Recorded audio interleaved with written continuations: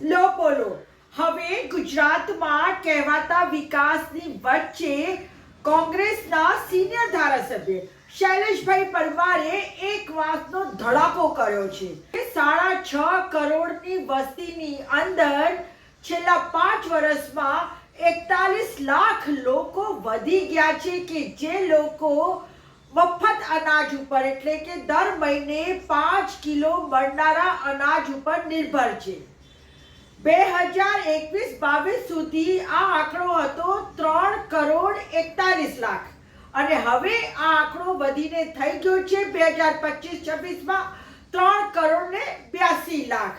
એટલે કે અડધીથી વધારે જે પ્રજા છે ગુજરાતની એ મફત અનાજ ઉપર ડિપેન્ડ થઈ ગઈ છે.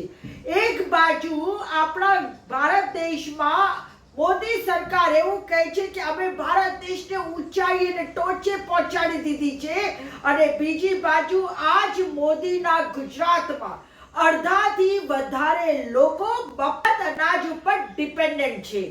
કડવું છે પણ સાચું છે.